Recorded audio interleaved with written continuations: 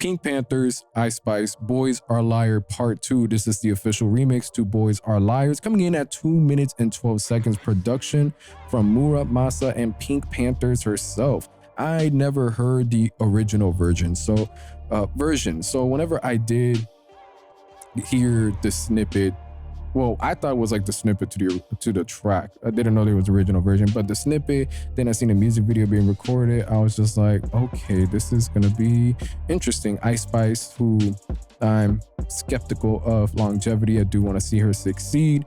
I wanted to hear something a little bit more different on the EP, something more anything than what we were seeing with already the drill tracks.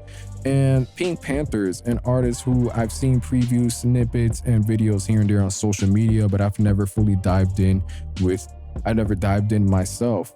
Coming in on, I want to say like a power puff, pretty rainbow filled track that flows by pretty quick. The general theme of it, boys are liars. We're not fucking with fuck boys, avoid the guys, avoid the boys at all costs, is a fun theme that I could get behind on this track. It bought me in. It buys me in. And a little bit of context before we get into the actual song itself, because whenever I do find these bits and pieces out, I do like to share with you guys as far as like how did PinkPantheress and Ice Spice meet to eventually lead up to this collab.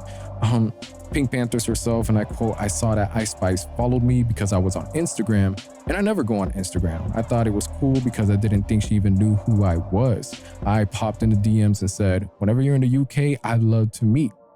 I think she's really cool, above the music and everything. She said she was a fan of mine, and I was like, okay, amazing," end quote. Being how they first met on social media and then how quickly they collaborated is nice to see. And then I quote, "When it comes to collaborations, I'm quite picky. I always want someone who can match me well on a track. Even though Ice Spice does drill, her flows are super unique and the beats she chooses are different. A lot of people will struggle with the beats I choose, but I know she'd be good for it."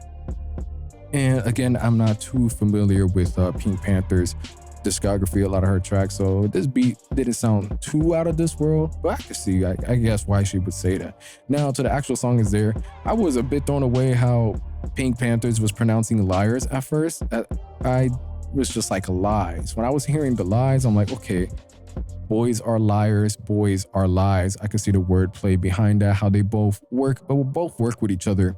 But it was also this other part of me. I remember playing The Sims on the DS, and there was like, I forgot, it's called Lies. And I forgot if it was like a type of clothing, whatever it goes, but I thought she was referring to that. And I was just like, isn't that something in the Sims game? Or for those of you that are familiar with the other definition of lie, let me know. Send me a DM. I could Google it, but I feel a little bit lazy at the moment. But anyhow, that's not the whole point of this. As far as the actual Ice Spice verse, it wasn't anything groundbreaking, honestly, and nothing in here that made me say Ice Spice's pen is definitely going to continue to impress everybody. But I love the fact on a more laid-back, poppy, pretty, rainbow-filled power puff blasting track that she keeps it simple. She's not over here talking about she's gonna run up on ops. But she is able to keep her she's able to use her drill-like ad-libs, soften them up to make the verses have some energy towards the end. Whether we're talking about the usual ha-has, whether we're talking about the grass, and whether it's something basic as simple as like that boy is a cap, it's the small attempts at the quotables, the small attempts on having that drill inspiration but keeping it to a minimum, to flow on something such as Boys Are Liars Part 2. It's enough to where it's crazy addictive.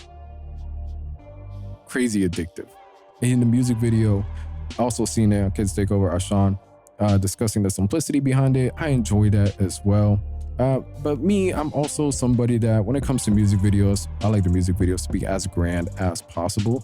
As much as I highlight simplicity on Ice Spice for her verse, I would have loved the music video in New York to, have some more, I wouldn't say color because the cast colorful with their outfits, but as far as the scenery, having the sceneries have a little bit more color, doing something that makes a music video a bit more attractive. Coming in at 2 minutes and 12 seconds, this track is rather short, but I feel that's what helps the replayability of this song. And PinkPantheress, her voice was heavenly. heavily. And as much as I'm saying that, you would think I've probably listened to PinkPantheress by now, but no, I still haven't listened to some of her songs on here. It's a poor shame. I know. Feel free to judge me. Feel free to judge me, but I'll live with that.